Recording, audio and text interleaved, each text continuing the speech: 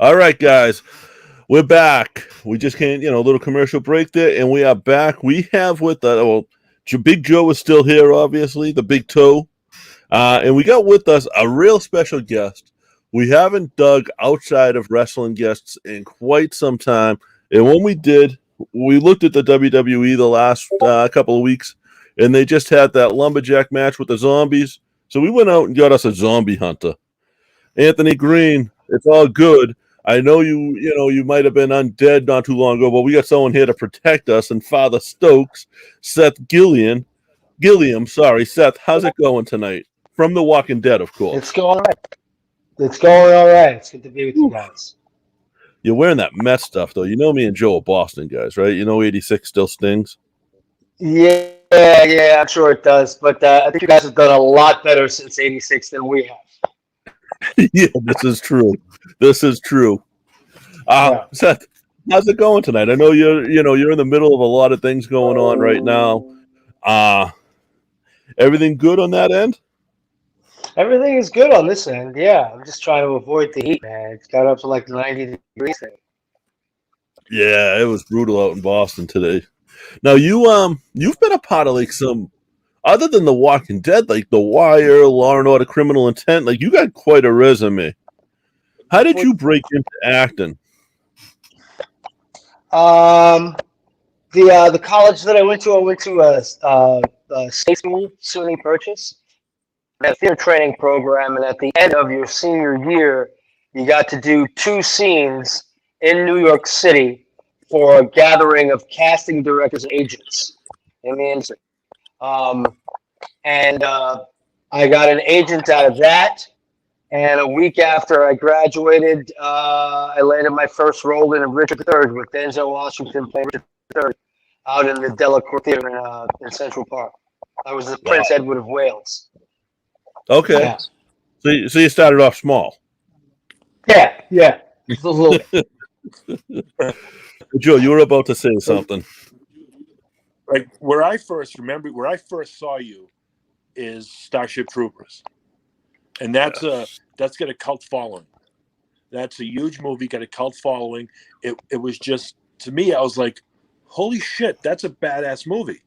And I started following everybody. And then when I met you first doing that Con Who Must Not Be Named, in a previous couple of years ago, when I met you, I was like, this is the guy from Starship Troopers. And I think that was when you had yet to come on the show, but you did the convention. Like you filmed, you hadn't come on, but you were at the convention, and that's when I met you. I was like, this is the guy. And then we got to hang out a little bit, and I was like, this is like my first glimpse of the other side of Hollywood, when I get to see like the person behind the actor, like all these names you've portrayed. I got to meet Seth, and I have to say, Seth, you're a hell of a guy. Oh, thank you, man. Thank you, Joe. I appreciate that. Thanks, man. I put a smile on my face every time I seen you going through the convention, doing the things, the way you greeted people. It was awesome. And Damien he's aces. Yeah. He's a great guy to work with because I can tell when I'm getting kind of tired and cranky and a little bitchy, and he comes up and whispers just the right thing in my ear. Reminds me of the joy that there is to be had in life. He's one of those type of look on the bright side type of guys, no matter what the situation is. And it is a pleasure to meet the fans and to talk to them, get an idea of get some feedback on the performance. So are things landing? Are things not landing? Is it believable? Is it unbelievable? All that kind of stuff. So I love going to the conventions for that, and it's pretty easy to stay up for people when we're talking about acting. Yeah, I remember watching not just you, seeing some of the other celebrities from the show that were there. I mean, people like Jeffrey D. Morgan, Norman Reedus, all the way down. I'm good buddies with Cooper, and seeing him and some of the reactions that people and all of them, the people that like come in and they're like they can't breathe when they see you guys, and because the Walking Dead has such a fan follow, such a devout fan following. It's almost like they're still, but the walkers are coming to get you again. Yeah. And And I remember hearing nothing specific, but I remember hearing several times people come up and be like, "You did this and you did that," and the actor would be like, "Yeah, yeah," and have no idea because it's so many different scenes. Yeah. But you guys so well, and I love it. And I don't want to let the cat out of the bag, and I apologize if I let that little con secret out. But I mean, that's with anybody. But Yeah. I loved watching you interact with the younger to a younger fan. What you do is real. God. You know, what you do is real to the younger fan. Am I gone? No, I think you guys. No, you're there, Joe. I think you guys have the advantage now too, like with the convention stuff. Like when the original con started, like the original like Star Trek conventions, I'll say, started. Those guys were already done filming. Like the Star Trek series, the original series was over. You have the advantage now of actually these conventions and meeting the fans while you're still like not even close to being over with the series. You know what I mean? So like they're meeting the characters as the characters are still on TV. What's the craziest thing? What's the craziest thing that a fan has come up to you and been like, "I seen you in this," where you didn't think anyone would remember you for? Oh my. Oh my. Yeah, I did a film called Punks some years ago with Patrick Ian Polk, who wrote it and directed it. And it was a small independent film. We went to a couple of festivals with it. I remember in San Francisco going to a screening of it. But it's not a film that I would imagine has Walking Dead fans watching it. You know. Okay. So someone came up to me and talked about that. Yeah. Someone came up to me and talked about that, and I was like, "Oh, that's really cool. That's totally a crossover thing." You know, they let me know in essence that they were following my career. You know, it wasn't just happenstance. They were looking for things that I had been and wanted to view it, which touched me pretty closely, actually. I think the Walking Dead fans they really are the new Trekkies. Like they're the diehard fans. They're the, you got we have in Boston. There's a zombie walk every year where they spend probably as much time in makeup as some of the zombies on The Walking Dead, and they go out and they walk around downtown Boston in character as zombies, and it's amazing to see this. And I don't think any other show really generates that. What's it like to be a part of something like that? How cool is it? And it's kind of strange because when you're in it, and you're mostly just seeing people that you work with for that episode, and you don't really have any idea of the scope of people who are going to be watching what you're doing when you're just working with two other people, for like a week or 10 days. So there was another reason why I like going to conventions, because we kind of shoot it, for ourselves, to support the other actor who's in the scene with you, or what the director's vision for that particular moment is all about. And you're trying to, work with each other, get to a happy place where you all come together on your ideas and everything else like that. But it's only like the two or three of you at the moment. So then you go to a convention and you get like hundreds of people coming up to you wanting to talk about that moment. And it's kind of surreal, because it's like when I was doing it, I didn't have any concept that really anybody was going to be watching it. It's the last thing you want to be thinking about when you're shooting something is, people are going to be watching. There's millions of people are going to be watching this scene. You know what I mean? Yeah. It's not where you want to go with it. Now, how did you get to become a part of The Walking Dead? Was it auditions, or did they come looking for you? It was auditions. I auditioned for Scott Gimple out in Los Angeles. I was out in Los Angeles shooting Teen Wolf, actually. And I was actually at one of the very first conventions I'd ever done was for Teen Wolf. And it was on the weekend, and I had to leave my table for a while to go in to meet Scott Gilliam audition for The Walking Dead. I think it was like a Saturday afternoon. And I went for him and the camera person, and then I got the offer for the role. And 6 days later, I was on set.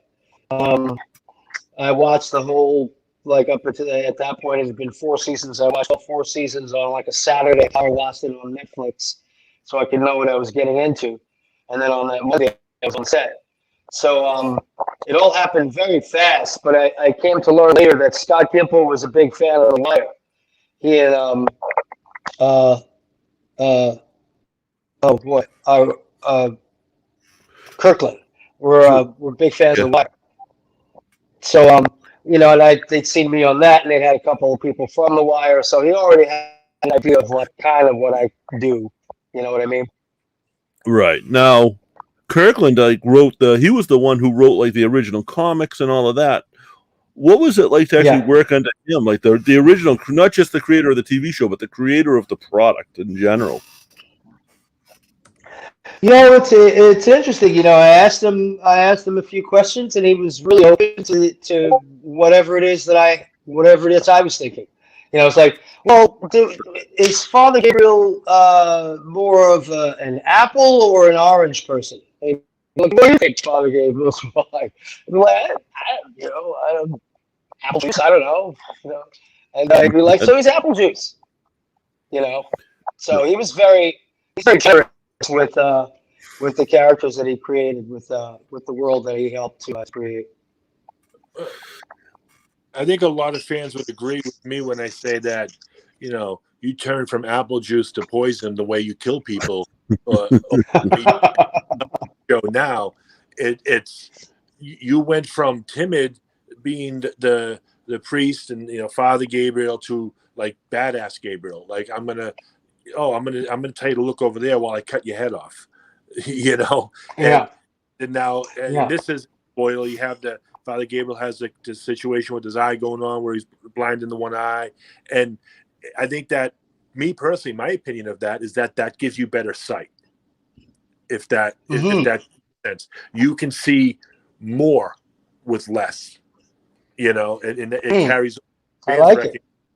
And I'm seeing fans at some of the other conventions that are coming in that are buying that the whiteout thing for the eye and going in, and more and more of them are becoming you. Before I was like, oh, I'm gonna be the priest guy, and now they're like, no, I'm Father Gabriel. I'm Father Gabriel. With the cosplay world, and it's become a huge mainstay, and it's transcended from just the timid priest who always carried the Bible to like when he's like, what, screw it, with the end of the world, let's do what we got to do to survive for us, and that speaks volumes. No, what is it? Well, go ahead. I was gonna say, is it cool to see when people come dressed up as you to these things, knowing that they spend a ton of money and time? Absolutely. I mean, it's aside from the eye, it's a fairly simple costume.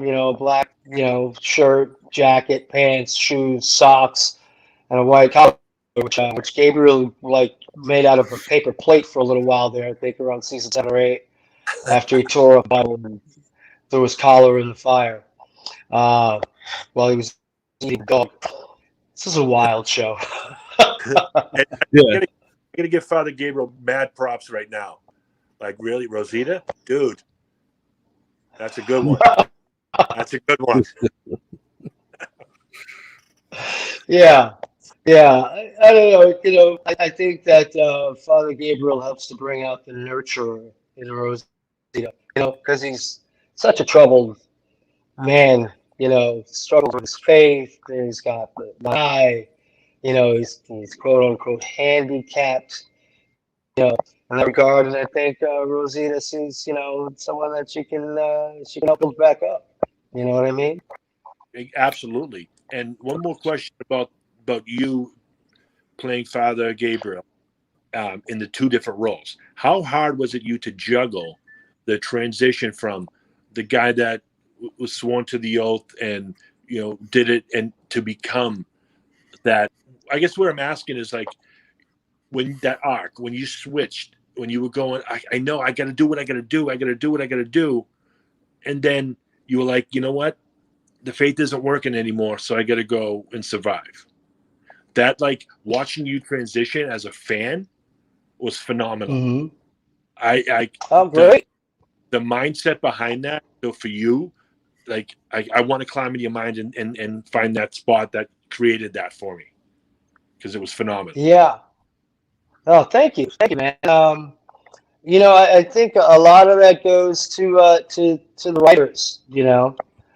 They I think they built in enough tragedy with Gabriel that you can believe that he would have to eventually just shut the door on the kind of person that was inviting all of that tragedy in and become someone else if he was to survive. Kind of like, is it the Marines who say adapt and overcome or something like that? Yes. It's all about survival. I think he was too full of the tragedy to keep going down that road. He even tried, death by suicide, death by Sasha. He was down there for a while, lost in his loss and belief and faith. So I think you can only go so far before that character ultimately kills themselves. But the writers decided that this guy would do the opposite. He would close the door on that person, and invite another side of himself to take over and take the lead for a while. And that's someone who's going to shoot first and ask questions later. There you go. And I love the new Gabriel, like the old one. Yeah, they're both very fun to play. For very different reasons. I mean, I really enjoyed being, the guy who just couldn't get it together for a while around a bunch of superheroes. At the point we meet on Gabriel, this is all very new to him. He's been locked up in his church for like 18 months, and Rick and crew have been out there hacking people's heads off, you know what I mean, and living from spot underneath a tree to spot underneath a rock, you know what I mean, always on the move and everything else. So Gabriel was kind of like I would imagine most people would be in a horrible kind of apocalyptic situation, and they'd be very self-obsessed, and it would be not so much about looking after other people. I think, Gabriel was one of those people, Gabriel, and that was fun to play because he was different than he was like the total diametrically opposed, to say Daryl. You know what I mean? Everybody wants to be Daryl and imagines themselves being Daryl with a crossbow and being badass. And I think a lot more people would have been like Father Gabriel, like lock the church and say, you got your own home. Oh, you know what I mean? Absolutely. Get off my lawn. Yeah. I remember watching you come out of the church for the first time. It was like you trying to walk into a thunderstorm of a shower at the beach, and you've never swam before. Yeah. Even looking back, and if you watch the whole group of you move from one like down the road, you could see them all walking, and you're kind of holding your Bible and looking around, like because you didn't know what the heck was going on, but you just knew you were with these people, and they were going to protect you. And that itself, to be the polar opposite of everybody around you, is great. Yeah. It was. It was fun. It was fun to play. It was fun to be, the guy trying to catch up. But it's also been fun to play, the other side of Gabriel, who is less open, and is far more guarded. Yes. I touched on it earlier. Like, you were a part of a lot of other shows, and I think, I don't know if it was as popular, but I mean, The Wire was wildly popular too. A lot of people came to the Wire late. We had like a hardcore, following of people who were just all Wire all the time. But the audience didn't really grow until people started. This was before, the DVR. People were handing out VHS tapes of The Wire. You know what I mean? Kind of got like that kind of, word on the street is, this is the show you should be watching, following, which is very loyal. No, it's such a good show, and like that whole, I mean, HBO at that point really had the chain on that type of shows. Where now A&E's got Walking Dead, and there's other shows that are sort of edgy like that. But I think The Walking Dead is really like, I think the Walking Dead broke the mold and put that type of show on basic cable. Yeah. And I'm still amazed at the kind of stuff they can get away with on basic cable. You know what I mean? It makes sense if you're spending $29.99 a month, signing up, whatever it is these days. But yeah, basic cable where it could be seen by everybody in the family and it didn't have any, no lockbox. No, and like you said, like what they get away with as far as, there's some blood and there's some guts, there's some tainted meat, there's, which is probably my favorite line in any television episode ever. And it came out of the Walking It's good. Yeah, it came out of The Walking Dead. It is a good one. Oh, so many good one-liners came out of there. Yeah. And a lot of them came from Abraham. Suck my nuts. That. Yeah. My kids say that now. Like, even my daughter says. Yeah. No. Yeah. Do you now, or will you ever? Because we are a pro wrestling podcast, sort of. Were you ever a pro wrestling fan? Was I ever? I liked back in the day. I liked the antics of Hulk Hogan. You know what I mean? He seemed to understand that there was entertainment that goes behind all the hard work he put up in the gym and everything else, and all the training that he did. You know what I mean? To get the body that he had and the athleticism that he had at that size. You know what I mean? So I liked Hulk Hogan for a while. Yeah. They recently had a match on a pay-per-view where the ring was surrounded by zombies. Would you have been able to survive that? No. Like the object of the match was you get thrown out of the ring, the zombies beat you up or eat you up and throw you back in. Like what would normally be called a lumberjack match, it was a zombie jack match. So that was, I think you'd survive. So what do you got to? You got to beat people down to stay in the ring, right? You got to keep them getting lifted up and tossed out, right? Yeah, 160 pounds. I'm done in the first 30 seconds. So you have the high ground from the zombies. You know what I mean? The zombies are on the ground and they don't have brains. They can't climb into the ring. So you kind of get the high ground on them. That's true. And if I got the high ground, why do I want to go into them? I don't want to go into them. I want to throw somebody else into them. That's the object. That's what I'm saying. Into them. No, I'm saying at my height and my weight, I would wind up being thrown into the zombies quite a bit. I get thrown in, they toss me back. I get thrown in, they toss me back. Yeah, you're going up against Batista, maybe, but you go against some of the more in the middleweight class, you'd be good. I mean, I've seen you work. You think? All right. I can. It's come out years ago that it's sports entertainment. For pro wrestling, and so you can break that down to another level and say it's a form of acting. Even back in the Hulk Hogan day, is there? If you were to create your character right now to go into the WWE ring, how do you think you would see yourself in the ring? Like, what would your persona be? I would have to be something fierce and fearless, and I would probably be like, I would take on like some kind of honey badger thing, I'd be like the honey badger. I'd come in with a honey hat, and then furry wrists. I'd paint my nails black to look like claws, and I would be fearless and fast. That's what honey badgers are. I mean, honey badger doesn't, I don't want to curse on the podcast. Honey badger don't give a fuck. You see the video. Honey badger would take on anything and everything. It does not care. Oh yeah. So you'd get in the ring with Batista as the honey badger. As a honey badger, and I'd have to go for his feet, keep around his ankles, something like that. Hope to snap an Achilles or something, pull him down. Get him down on the mat that way, and then go for the throat. Now, what would be the honey badger's catchphrase? Like he enters the ring or he's about to hit his power move. what does the honey badger yell? I like honey badger yelling, "I don't give a fuck," and then doing it. Honey badger don't give a fuck, and then leaping from the top. Oh, yeah, that actually works. That would work. You know?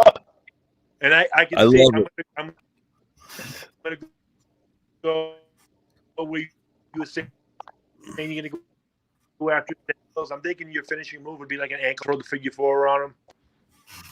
Yeah, it'd have to be something where I get them down on the ground and lock them up somehow. Honey Badger Give a Fuck might be the title of this episode. Honey Badger Don't Give a Fuck with Seth Gilliam.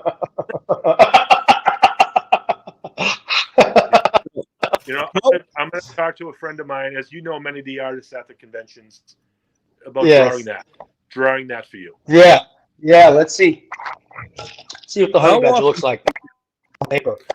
How hard is it for you to walk down the street now? It depends where I am. If I'm in New York, it's pretty easy. It's my hometown, and people are very much, who gives a fuck who you are. And so New York, I can walk around pretty easily with. In Georgia, it's a little more difficult because I think, around where we shoot the show, people have been watching it for years. You know what I mean? Storylines inside and out. What's that? People go from all over the country to see where it's shot too. That's now a destination. Yeah, it is. It is, so, and it's the little main street in Sonoya is packed every Saturday with people. If you ever want to make money, you go sit on the church steps and sell autographs for $50. People would buy it. People would buy it. Yeah. That's a retirement, right? That's your retirement fund right there. That's my retirement fund. I'm going to hold off on that. I don't want to cash on that just yet. You know what I mean? No. I got to find a way to maximize that. There is so much left on the I read the comics for The Walking Dead, so I thought the show would have ended after a couple of seasons. It's still going so strong. And what's funny is the comic book fans who are diehard comic book fans really stuck with it, which is cool because the second I'm sure you've seen this as being a part of that show, the second you stray from a comic book storyline, how quick they can turn on you. But now that there's no comic book to go by, there's nothing for them to turn on, Yeah, it's true. Well, what they would say, based on the conversations I've had with fans at the conventions, what they would say is, I don't like the way they did that. They should have done it my way, and this is how I would have done it. And they tell you the whole spiel. Steph, I know you've heard that. I have. How I would have done it, and they go on. And that's play by play. They give you the breakdown. That's one of the cool things of the Walking Dead fandom is that they've got their own alternative storylines for everybody, and they're vivid and they're detailed and they're descriptive when they share it with you. So it's not a lot of shows do that. Do they try to anticipate what's going to happen to people or try to change a moment that was already shot and aired? You know what I mean? And they introduce characters. You call it. The way they introduce characters, the way you came in season 4, you came in a popular character right off the bat. You look at the way the governor came in, super popular off the bat, and it's just the way they tell the stories is. Sorry, Jimmy, between you guys. Super popular, but at the beginning, super hated. Yes. Yeah. But that's okay. Yeah. Hated by the people fan base. Yeah. Without an antagonist, there's no reason to watch without an antagonist like that, though. Yeah, dead. I didn't mind it until people started wishing me personally. Look, if something bad happens to me, I'm sure they're going to cast somebody else to play Father Gabriel. He's going to be with you, whether it's me or somebody else. So, you know what I mean? We had somebody commenting on our Facebook that she came over a few years ago from the UK to Sonoya a couple of years ago to meet you. Lisa Ann Tubbett. So, people travel the world to go meet you guys. What was the point where you went from what was the point where you knew you were just a popular actor at this point, like where you knew you were something, a superstar? I'm still waiting for that moment, but Yeah, right. I I guess with the fan base, it was after Father Gabriel takes baby Judith when the walkers have overrun Alexandria and volunteers to take her to safety and takes her to his tiny congregation there at in the garage that he put up as his church, and announces that they're going out to fight for Alexandria, and that's what God has decreed. And I think that was a turning point for a lot of fan base. One, it was taking care of baby Judith, which was huge, and two, it was actually making a decisive uh, choice to fight, not to flee. Okay. Now, Seth, I know you have like a crazy schedule going on right now, and we've had you for about a half hour. Joe, I don't know if you have Yeah. anything else, but I don't want to take up a lot of Seth's time. I'm good whenever Seth is. He says, "Guys, I'm out." That honey budget don't give him motherfucking shit. Do you interact? How often? How interactive with you are your fans on like social media and that type of thing?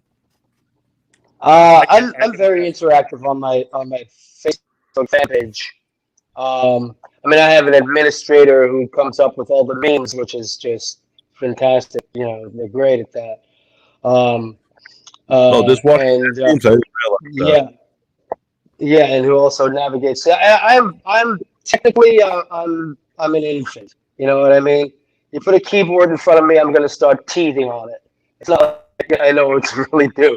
So I have to have an administrator who lines things up for me. But I like to keep a personal touch on it because I'm asking them to watch what I do.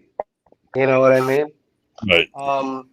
So that means I can be a little available, to them, and I figure it's probably a different experience than they're having with any other actor that they have interactions with on social media because it's actually it's just a couple of people dealing with it. I know with things starting to open back up in the crazy world we're in, like the conventions should start coming back around. Are you excited for that again? I'm excited for. I'm excited. I'm always excited to talk about acting. So if you got a group of people around me who want to talk about it, and they're gonna pay to take my picture, it's just an added bonus. But I mean, it's more about trying to see whether or not what I'm doing is landing the way I intended to. And the conventions give me great feedback in that regard. So I miss that. I miss that kind of interaction that I have with the people who watch what I do. So we had somebody commenting on Facebook asking if you can say happy birthday to Lisa Ann Tebbett. Her birthday is next week. That's completely up to you. Happy birthday, Lisa Ann Tebbett. What kind of name is Tebbett? It looks like it's two names together. Tebbett. It's British. She's in London, so that's probably a okay. 1,000-year-old name. Yeah. Yeah, exactly. Now, to get back to your Facebook page, like I follow your page, I comment on it. I'm a top fan, but to some of the I'm gonna call them gimmicks that you come up with to interact. Like we're gonna start with A. Give me your favorite song starting with A, and you go, and that is so interactive, and that has people come out and see, oh, Seth, Father Gabriel. Oh, and I've heard people, I've read some of the threads of people. Oh, I didn't know you did this, and they bring in more, and then they'll bring in another friend, and it's just it's longevity. It's brilliant. Yeah. I know you have fun doing it. I know you do it out of your heart. I'm not just saying it's a ploy, but you do it because you love your fans and you want to interact. And it's just great to see that. and the way you like comment on their posts, and then I see friends I can post their own thing and say, "Oh my God, Seth replied to me," and things like that. It's just really cool. Yeah, yeah. I particularly like, and I can't take credit for it. It was my administrator's idea to post pictures with the fans. She's like, you don't have to take pictures yourself. At these conventions, it's like you take one selfie before everybody gets there, so you can see the difference when it's in an empty hall, and then you take one selfie when everybody's in, like 3 o'clock or 2 o'clock in the afternoon, to see the difference. But it's not like I'm taking pictures of myself all day long. I'm taking pictures that people are taking away. She's like, give them a chance to see themselves with you on your page. I think it would be a cool idea, and I thought that was a brilliant idea because it brings us even closer. It gets people going through their phone, their phone photos to see whether or not we got a picture, who they have a picture with, and what kind of memories I can bring back up to them. Hopefully, it's good. It seemed like a good, idea all the way around. And that's sort of a sales pitch too for people to pay. They pay the convention to take a picture with you, and they're going to take a picture with you, and they're going to wind up on your Facebook page, possibly. You know what I mean? Right. So it's a yeah. Well, and I don't mean it as just because I do know it's more than that to you, but like, how cool is that to get your picture up there, and then you can comment right under it, tag yourself, and be like, "Look, this is me with Seth from The Walking Dead." Yeah, and you tell all your friends that you're not only on your page, they're on your page, not just their own. Is how I'm trying to word that. Yeah. No, I thought it was a great idea, and it was like, let's do it. And we've put up hundreds of pictures at this point. You know what I mean? Has there been anybody? Because I know a lot of like celebrities are fans of The Walking Dead. Has there been anybody that's come up to you and been like, "I'm a fan," that sort of surprised you that maybe you were a fan of? Dave Chappelle. Really? Is a fan of the show. Yeah, and he's also a friend of Norman Reedus's, and Norman introduced us in Los Angeles when we were there for one of the premieres. He started gushing about the show, so I thought that was really cool. Awesome. That's cool. Chappelle's one of the best comedians out there, so that is yeah. That's not to make it about Chappelle, but for me, not to make it about Chappelle, but for me, I think he picked off where Pryor left off. He picked up where Pryor left off. Oh yeah. I can see a lot of Richard Pryor with Chappelle. Yeah. Yes. Now I get another question I have for you. This is 2 questions actually, similar. You can't count, so it might really be full. How many selfies do you think of you with people are out there? Just give me a round number. And my second question is, how many people do you think only know you as Father Gabriel? They don't know Seth. They don't realize Seth. I think they realize it's Seth. I think I must have taken 10,000 selfies with people. Wow. No, I'm going to say more because at that convention we had just on the street. Because at the convention, every day we had over 20,000 people a day at some of those conventions. Yeah. Your line was always I thousands, man. I don't know, maybe. I can't put a number on it. I can't put a number on it, and that's my guesstimate. But the other, 50,000. That's over 100 grand, you'd say? Yeah, easily. I've been thinking about this. It's been some years, and I've traveled around a lot of places doing it. It might somewhere between. I would go like 50 to 75,000, but I'll take 100. Well, think of it. That's what. Think of it like where I was at a lot of conventions with you throughout the States, Mm-hmm. in Germany, in London, and we were there 2 or 3 days each place, and they were packed. Your line was nonstop. You interacted well, and that brought more people in. So I'd say you probably did every convention, probably 2,000. I'll say 2,000 at it. And you've been to how many? outside of the ones I've been to. Oh boy, I've been to a bunch. Yeah, You know, maybe 100,000 is right. yeah. And then Are there? What would you say? Because I know out of that 100,000, I know probably 30 or 40,000 of those have been in the street. What are the rules? What would you say to somebody who sees you in the street but might be afraid to approach you? Like, I know there's got to be, like, obviously, you need privacy too. Like, if you're sitting down eating dinner at a restaurant, leave you alone until you're done. Don't stop. Yeah, you know, if I'm on the phone arguing with somebody, it's probably not a good idea to come up and tell me what a big fan you are. But aside from if I'm eating or if I'm arguing or you know, on the phone with somebody else, not arguing, I'm open. I'm available. You know what I mean? It's I'm just a person. I mean, I don't have a security detail, though I know people in security who I can call upon should anyone mean me harm. But I don't walk around with Right. trying to hide in public. You know what I mean? That's I'm Yes. just a person, and actor. Being an actor is what I do. It's not what I am. You know, it's a part of me. It's not the whole of me. So Right. I would say to That's anybody your 9 if they to 5, not your life. yeah, yeah. If they wanted to say hello, just step on up. Just don't have it be while I'm eating or cursing somebody the fuck out on the phone. Which would never happen, of course, right? I've heard. I've heard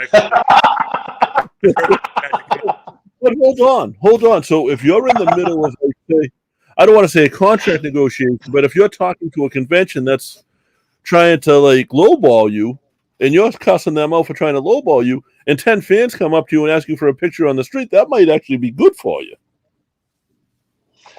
Well, you mean if they were drawn to me yelling at somebody on the phone, these fans? No, like if they just went up and said, "Hey, that's Seth Gilliam over there. I'm going to go get a picture with them," and not care that you're on the phone arguing with somebody over a contract that's trying to lowball you, and you can be like, "Listen, motherfucker, 10 people just came up to me on the street in the 2 minutes that I've been cussing you out and want a picture with me. True. So now you're going to pay me what I'm Have to switch it over to FaceTime so that they can see.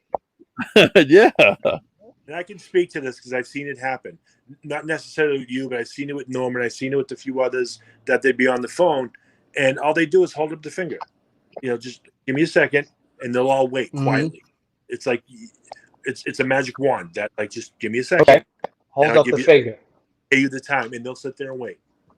And I've seen it. It's like, holy crap! Cool. They don't listen when I tell them to stop, but you give up that one finger, and they're gonna wait patiently. All right, But that's because you acknowledge them that you're going to get with them. But also, people, he is a normal guy, but if he is on the phone and he doesn't put his finger up, if he waves you away and says, "Not right now," find him you just bumped into him in the street. Chances are you're going to bump into him in the street again at some point.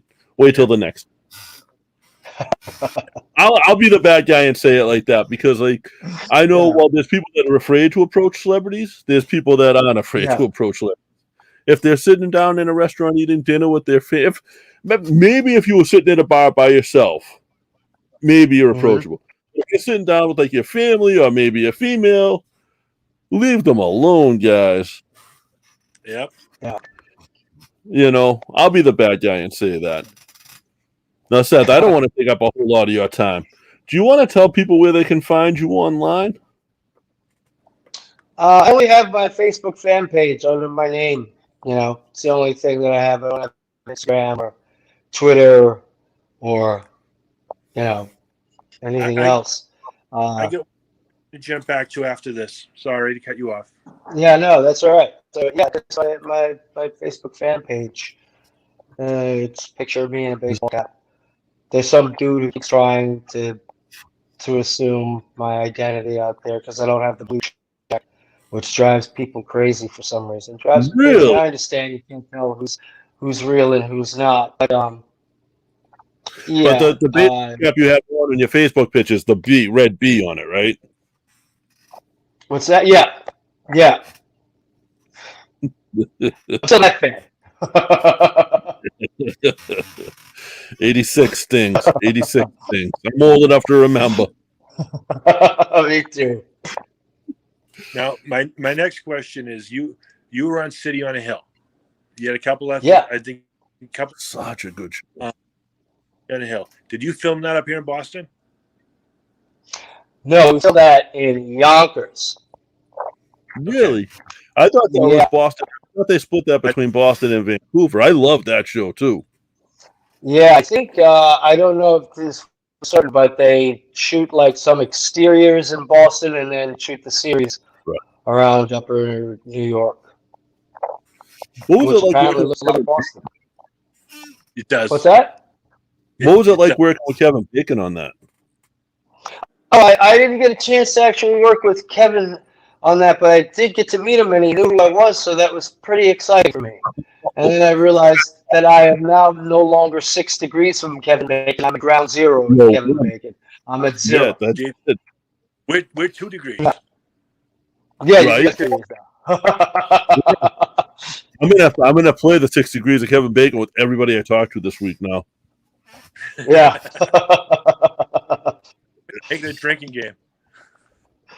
That's awesome. Like that's another show. I mean, that's Showtime, but that's another show that's super edgy and Yeah. just grit. And like Joe, I mean, well, that's a fictional show. It's based on a lot of facts. We remember a lot. Like I Yeah. remember a lot of that stuff happening in Boston. The Charles Stewart and the Ahmed Khans and all of that stuff. Like, so Yeah. while the show got fictional characters, it's if you've never seen City on a Hill, guys, it's very, very close to what fantastic show. Boston really like in that time frame. It reminds me a lot of The Wire, in parts. Yes.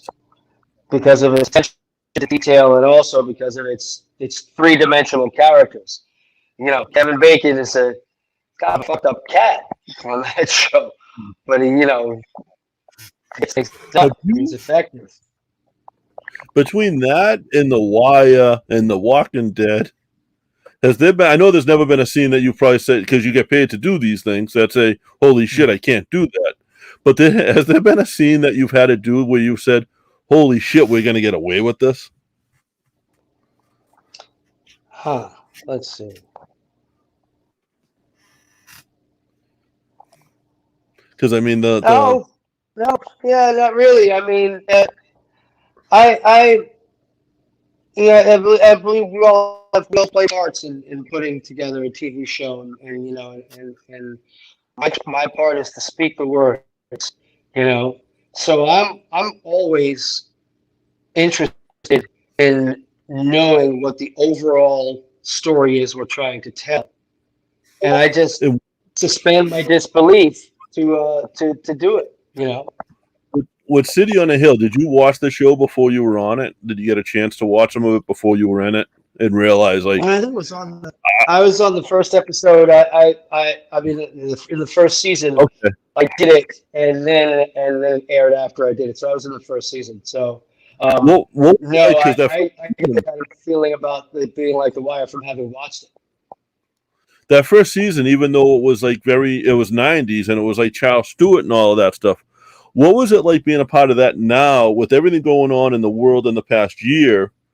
Because that show really kind of was cutting edge as far as showing the racial tension that was in the police force at that point in the 90s and sort of the difference between then and now with it. What was it like being a part of that? Because I think that's pretty powerful.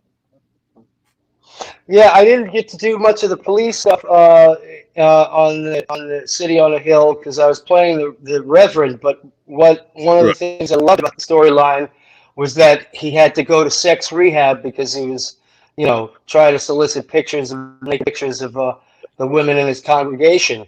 And I thought it was very much like a Me Too type of thing, where he was kind of outed as being this total philanderer and hypocrite, and preying on these women, using his position of power to essentially prey on them in his church. So that seemed to me to be really current, and I thought it was really kind of spot on for the atmosphere around the show. Yeah, the stuff that show does like that, and like I said, with the racial tension stuff, and with the the priest listening the photos and that type of thing, I think that show's just really like shows that they have the balls to kind of like touch on that stuff, and that they can do it and not offend people because they're doing it in a way that it's sort of like almost a fictional expose. Yeah, exactly. I mean, you didn't get to see scandalous photos or anything like that. It was just all inferred in the dialogue. You know what I mean? You didn't have to shock people with nudity or for nudity's sake. You know what I'm saying? Yeah. Which I don't think, you know, which I don't think would help the story anyway. And I think the writers and the creators of that show are way too sharp to use cheap tricks like that. Now, do you watch TV outside of the obviously like you're on TV sets most of your day, most of your week? Do you watch TV when like because listen, I answer phone calls for a living. I try not to talk on the phone when I'm not doing my 9 to 5. Like, is it the same thing? How different is it? I have a couple of shows that I watch. I watch mostly sports news, the NFL Network, and Bar Rescue. That's pretty much, I think. JP and I Bar Rescue in that day. What's that? Yeah. You and I, JP, have tore down a few bars back in the day. Oh yeah, Ocean Kai. They needed rest. Yeah. That's Joe. Unfortunately, doesn't partake anymore in that stuff. Not unfortunately. Fortunately, I guess we'll say. Hey, I'll drive you all around. That's it. That's it. There's been a few times where I've had a few beers with Joe, where Joe hasn't. So you've snuck them in for me. Well, and it's also like now I'm with an Irish punk band and like an Irish rock band, and I don't drink. But it's fun. It's like speaking of that, like the drinking, like when I was an altar boy, we stole the church wine. Would you say that getting back to the Walking Dead? That the priest would have fed it to him. Do you think Father Gabriel, in his timidness, would maybe take a couple extra sips? We had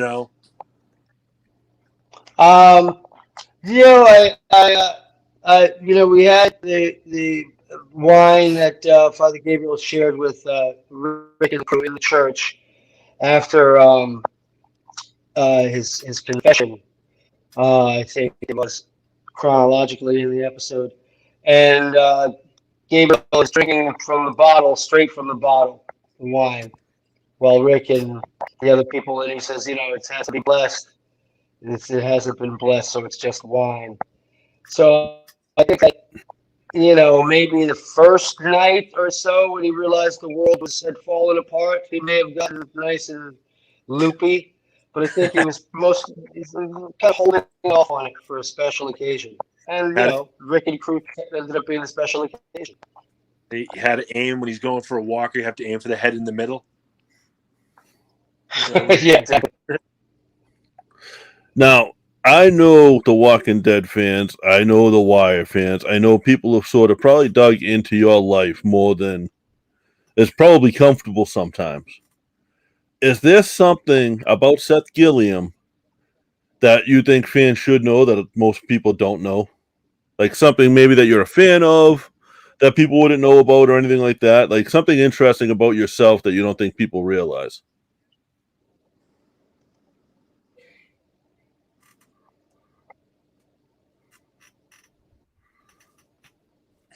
Other than that Mets outfit. Yeah, Mets, Jets, Nets, Devils. That's how my sports. I liked you up until 2 minutes. Underdogs. They were all underdogs. You know what I mean? We have Martin Brodeur for a while. No, we had Chico Resch. That's right, Chico Resch back in the day with the Devils. I love Chico. I don't know. Anything that I would want to tell, anything that I haven't told already is probably something that I don't want to tell now. it probably wouldn't, do well to go and secretly a vampire or some shit like that. But I mean, no. But I think the sports fan, and it sounds like you're sort of a homer as far, and I am myself as well with Boston, New England, and Yeah. that type of thing. Yeah. That's interesting because that's a conversation starter, and if I wanted to crap talk, I could explain to you how the Jets don't even play in New York. Dude, it takes a lot of courage to be a Jets fan. Are you kidding me? How bad this team is? You have to, for football season, when I go outside every day with my Jets hat or my Jets jacket, do you know the kind of shit that I get on the streets of New York, which is a Giants town to begin with? It's horrible. It's horrible. We grew up Red Patriots fans in the 80s and 90s, so yes, understood. Yeah. Wasn't always. You remember back to the Steve Brogan days. It wasn't always 2001 and 2004. Didn't the Patriots start giving away a free Jets T-shirt when you bought a Patriots one? Because they just couldn't get rid of them? Did they really? No. But I can see it happening. We got a quick question from Lisa Ann. Does it hurt your eye when you wear the contact? Ooh. What's what? From Lisa Ann again. Does it hurt your eye when you wear the contact on the show? Oh, yes. No, it doesn't. I have a lens technician who puts it in for me, so I don't have to deal with trying to put it in myself, which is kind of uncomfortable. And the lens tech lubricates my eye with little drops every 15 to 20 minutes to keep it from sticking to my eyeball. That's the only problem with it, is that it sucks up the moisture in my eye, so I can't cry out of that eye. The contact lens kind of soaks it up. And that's why it has to be dropped with little lubricating drops every 15 to 20 minutes. But it only really is, it's only uncomfortable for the first couple of minutes that it goes in. And now it's like a minute before my eye gets adjusted to having it back in. So it does. I think it's cool. Do you feel blessed being on that show? Because the eye is really the only makeup you have to do, right? What's that? Because the eye is what? The eye is the only makeup you have to do for the show, really, right? Well, not the only makeup, but other the normal makeup that you would do being on the TV. Yeah. As far as how much time I spend here. That's because that's a huge thing. I know those makeup artists are I think artist is probably the best word to describe some of them with what they have to do on that show. Yeah. And the makeup on this show and The Walking Dead is fantastic, man. It's fantastic. The special effects makeup, the regular makeup, it's fantastic. Now, what are the odds after a wrap, after you guys shoot the season? How good is the party when the season wraps up? The parties are good, man. The parties are good. Well, even after convention parties with somebody has to be damn too. Well, I mean, when you wrap up a season, you guys have to know when you do a season, season 4 to me and 5 were pretty special seasons. Mm-hmm. You have to know by the time you're done shooting that, what you just did. You know what I mean? So I would imagine the wrap-up party for the seasons like that are going to be something spectacular. Just the celebration. Yeah, it's a great opportunity for the crew to finally relax. There's so many people. It's like a crew of 500 people. There's so many people that go into putting this show on. Doing hard work. It's like a chain link fence. If one link is down, then the whole fence is off. So everybody is always bringing their A game every day for however many consecutive days we have to shoot the show. So by the time it comes around to the wrap party, people are definitely letting their energy out. You know what I mean? And we saw in the prison scene what happens when the chain link fence falls. Yeah. All right, Seth. We've had you for an hour now. I don't want to take up any more time. I got 8 messages here. Oh, okay. Yeah, is there anything else? I got time for one more, or maybe one or two more questions. If you got anything else. I think we've hit everything. I mean, good luck on the season. I know it's going to be something awesome. Looking forward Thank to you. it. And Thank you very much. I'm waiting for the one. without asking you, I'm waiting for the because I one don't want to episode do where it. that collar gets bloody. I want to see blood on that collar. Ooh, You know, there have been a few episodes where we've had a fingerprint of blood on the collar, and the wardrobe people love getting that fingerprint of blood on the collar. But I don't know at this point. I don't know. They might as well have blood everywhere else, man. you know, I'll say this to you because it's a show where you never know because they've done it. Good luck this season. Oh, that's another It selling was- thing at Yes, conventions. thank you. Autograph the collar. Ooh, Okay.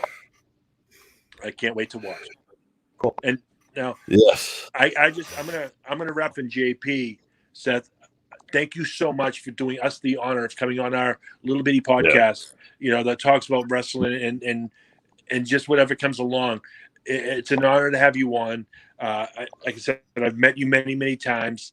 I've been nothing but thrilled to see you every time I saw you, and I hope to see you again in the near future. And all I got to say right now, if you want to say something closing before I do, go right ahead. Thanks for having me on. It was fun talking to you guys. You know, Joe, I've always liked your spirit from the very first moment that I met you. So this was Thank you, an Marty. easy choice to make. Thank you. That means a lot to me. And I'm Cool. just going to Good. drop it here now and say, motherfucking honey badger out.